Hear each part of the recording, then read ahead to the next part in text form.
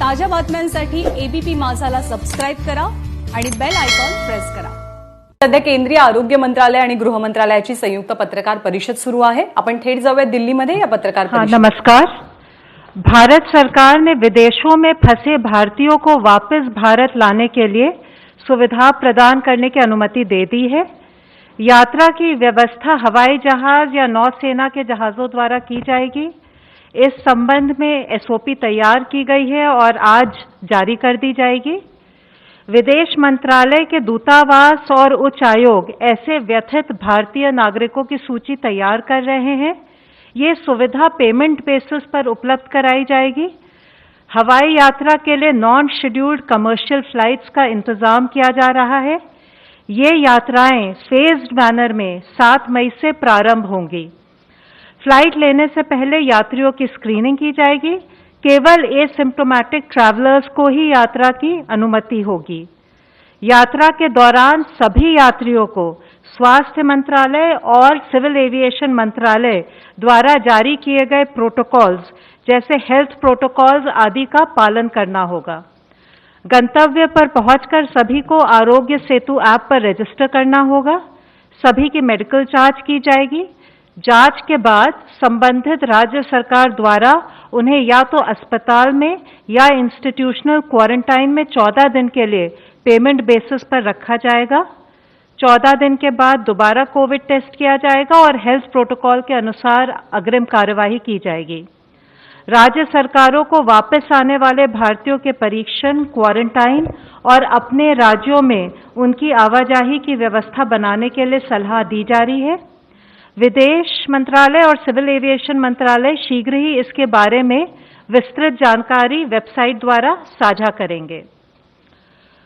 भारतीय रेल ने प्रवासी श्रमिकों के लिए अभी तक 62 स्पेशल ट्रेन चलाई हैं और लगभग 70,000 यात्री इस सुविधा का उपयोग कर रहे हैं।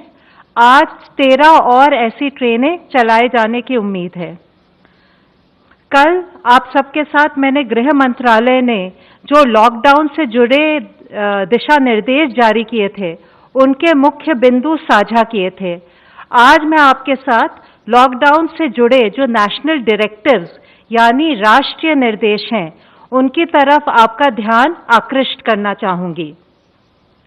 सार्वजनिक स्थानों के लिए जो हमने निर्देश जारी किए हैं उसमें सबसे पहले यही है कि सभी को फेस कवर यानी फेस मास्क लगाना अनिवार्य है।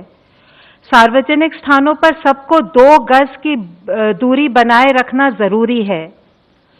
सार्वजनिक स्थानों पर थूकना दंडनीय अपराध है। इन स्थानों पर शराब, पान, गुटखा, तंबाकू इत्यादि का सेवन करना वर्जित है। दुकानों पर सोशल डिस्टेंसिंग के नियमों का पालन किया जाना अनिवार्य है। दुकान पर एक समय में 5 से अधिक व्यक्ति नहीं हो सकते। किसी भी संगठन या ऑर्गेनाइजेशन को 5 या 5 से अधिक लोगों को एक स्थान पर इकट्ठा करने की अनुमति नहीं है। विवाह संबंधी समारोह में 50 व्यक्तियों से अधिक के शामिल होने पर रोक है। इन समारोह में भी सोशल डिस्टेंसिंग के नियमों का पालन करना आवश्यक है। इसी प्रकार अंतिम संस्कार में भी सोशल डिस्टेंसिंग के नियमों का पालन करते हुए 20 व्यक्तियों से अधिक शामिल नहीं हो सकते।